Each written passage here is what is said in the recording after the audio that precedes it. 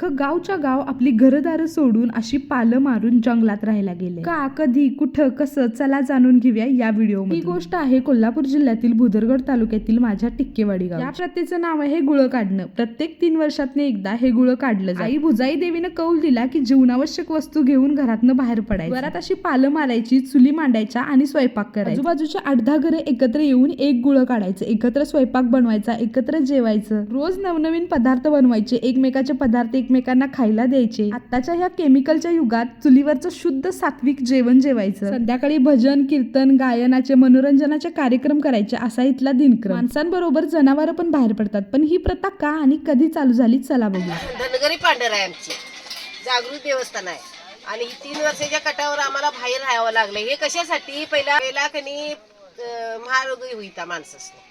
मग आमच्या गावच्या माणसाने कसं भुजाबाईला गाराने घातले. आमच्या गावाला एवढे हे डोंगर गावाला हे आजार नको आहे, डॉक्टर नाही, गाडी नव्हती, जंगलातलं गाव आमचं. मग भुजाबाई म्हणाली 3 वर्षाच्या कटावर गुळं काढून शिवारात राहावा माझ्यापाशी येऊन. मी राहा म्हणेल तिथं राहायचं, झाडाबुडी पाल्याबुडीच राहायचं, पत्रा घालायचं नाही, खापरी घालायची नाही. मग आमचं गावाली तसं नवस मागून घेतले.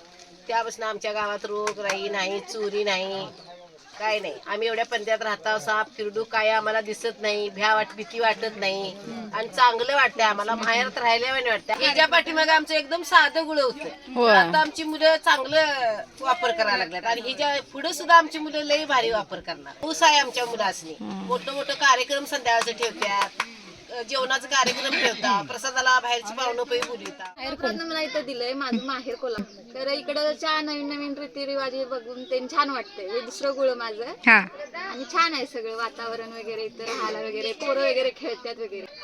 म्हणजे ह्या पिढीला तर सगळ्यांना सवय झाली, पण तुम्हाला पण नवीन येणाऱ्यांना छान वाटतंय. मग कशी वाटली तुम्हाला ही टिक्केवाडीकरांची गुळं काढण्याची प्रथा? याबद्दलचं तुमचं मत कमेंट बॉक्समध्ये नोंदवा आणि व्हिडिओ आवडला असेल तर लाईक अँड फॉलो करा.